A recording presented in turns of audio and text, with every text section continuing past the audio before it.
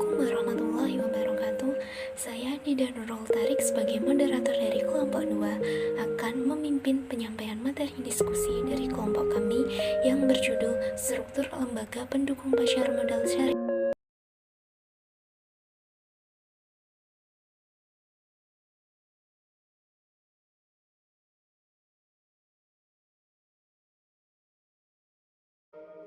Pengawas pasar modal. Badan pengawas pasar modal adalah badan pemerintah yang mempunyai tugas untuk melakukan pembinaan, pengaturan, pengawasan sehari-hari terhadap kegiatan dalam pasar modal.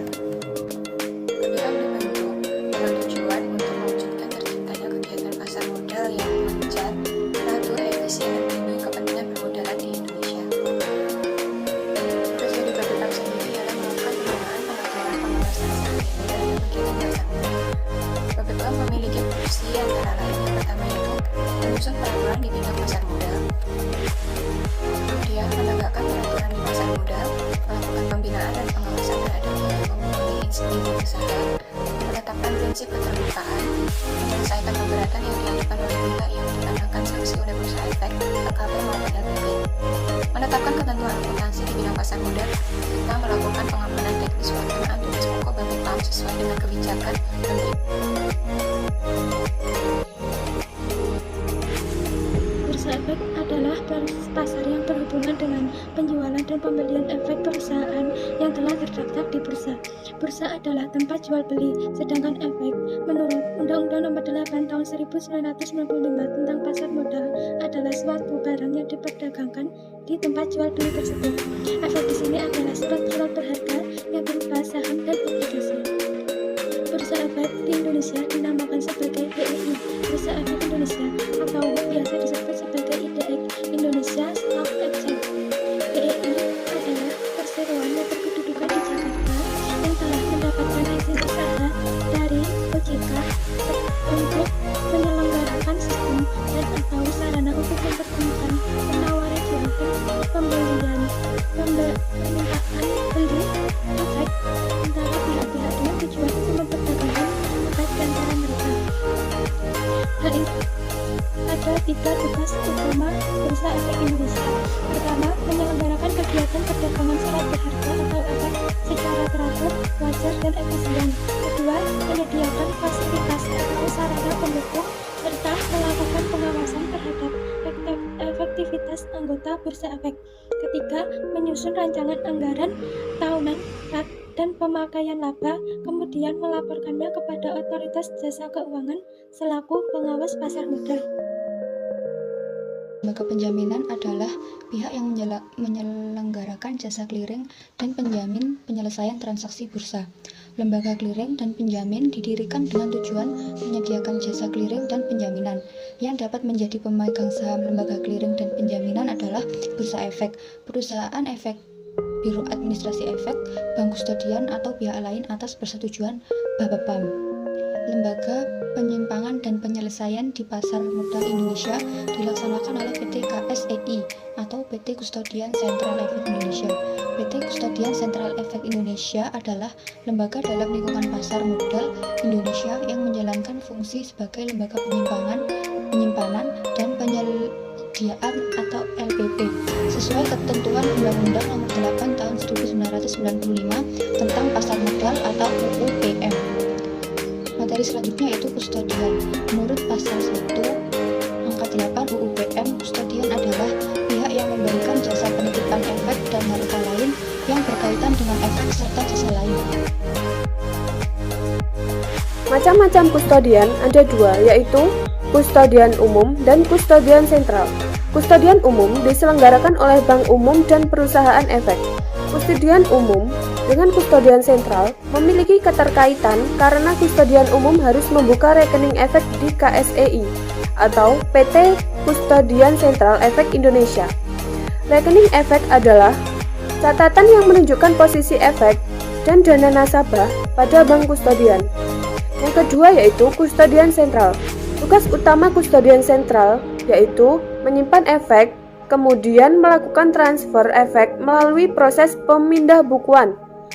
Tujuan utama dari kustodian sentral ini adalah untuk menjamin pemindahan efek sebagai cara penyelesaian transaksi efek dengan cara menjadikan efek dalam bentuk immobilized or dematerialized form. Selanjutnya yaitu Biro Administrasi Efek. Biro Administrasi Efek adalah pihak yang berdasarkan kontrak dengan emiten melaksanakan pencatatan pemilik efek dan pembagian hak yang berkaitan dengan efek. Pihak yang menyelenggarakan kegiatan usaha sebagai Biro Administrasi Efek adalah perseroan yang telah memperoleh izin usaha dari Bapepam. Ada juga beberapa kewajiban yang dilakukan oleh Biro Administrasi Efek. Yang pertama yaitu menjaga sebaik-baiknya setiap efek maupun catatan pembukuan dalam pengelolaannya. Yang kedua yaitu wajib membuat salinan dari catatan pembukuan dalam pengelolaannya. Yang ketiga yaitu wajib membuat salinan dari catatan pembukuan yang disimpan di tempat yang terpisah dan aman. Yang keempat yaitu melakukan penelitian atas kelengkapan dokumen. Dan yang kelima yaitu melakukan wawancara serta melakukan pemeriksaan di kantor pemohonan jika dianggap perlu. Selanjutnya adalah wali amanat. Wali amanat mewakili kepentingan pemegang efek bersifat hutang atau sukuk, baik di dalam maupun di luar pengadilan. Wali amanat diberi kuasa dalam melakukan tindakan hukum dan melakukan penuntutan hak pemegang efek tanpa perlu melakukan surat kuasa khusus dari pemegang efek. Wali amanat memegang peran penting di pasar modal, terutama berkaitan dengan penerbitan efek bersifat hutang. Contohnya, obligasi dan sukuk. Kegiatannya meliputi menyusun kontrak perwalimanatan dengan emiten, monitoring emiten atas pemenuhan kewajibannya, dan ketentuan lainnya dalam kontrak, penyampaian laporan dan keterbukaan informasi, dan penyelenggaraan rapat umum pemegang obligasi atau ROPO, serta pelaksanaannya. Underwriter atau penjamin emisi adalah pihak yang membantu emiten untuk memasarkan efeknya yang disertai dengan perjanjian atau komitmen tertentu, yaitu full commitment, risk of commitment. Semacam komitmen dari pihak underwriter. Yang pertama, full commitment atau disebut juga firm commitment.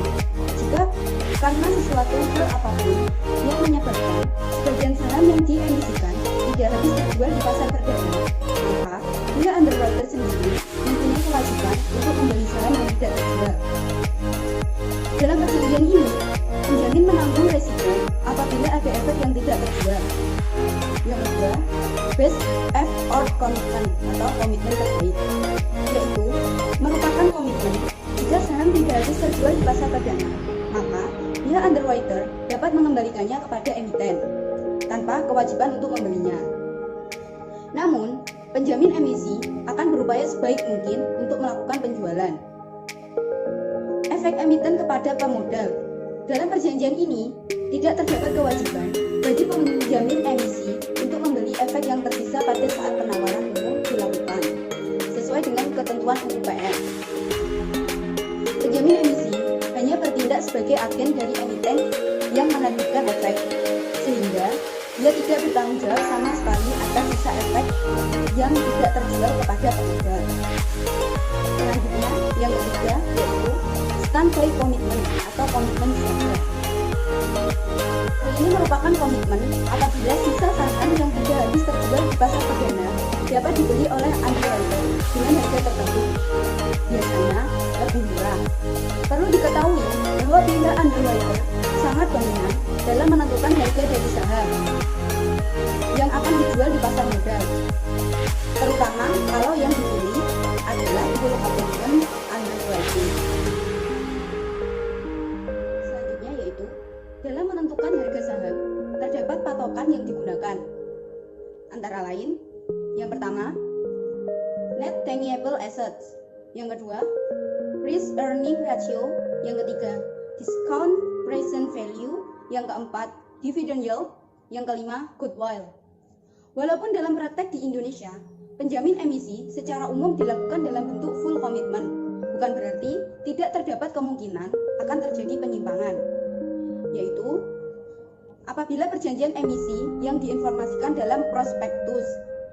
Yang kedua, penyimpangan melalui penyembunyian bentuk penjaminan emisi baik secara langsung maupun tidak langsung. Selanjutnya adalah Dewan Pengawas Syariah.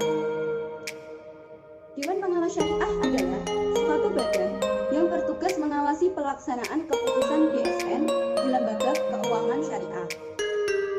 DPS diangkat dan didirikan di lembaga keuangan syariah melalui RUPS setelah mendapat rekomendasi dari DSN. Dewan Pengawas Syariah atau lebih dikenal sebagai DPS merupakan bagian yang ada di lembaga keuangan syariah dan bertugas mengawasi pelaksanaan keputusan Dewan Syariah Nasional di lembaga keuangan syariah. Dewan Pengawas Syariah berkedudukan di bawah Rapat Umum Pengawas Syariah atau sejajar dengan Dewan Komisaris di dalam struktur suatu bank syariah atau lembaga keuangan syariah. Fungsi utama Dewan Pengawas Syariah: sebagai penasihat dan memberi saran kepada direksi, pimpinan unit usaha syariah, dan pimpinan kantor usaha syariah mengenai hal-hal yang terkait dengan aspek syariah.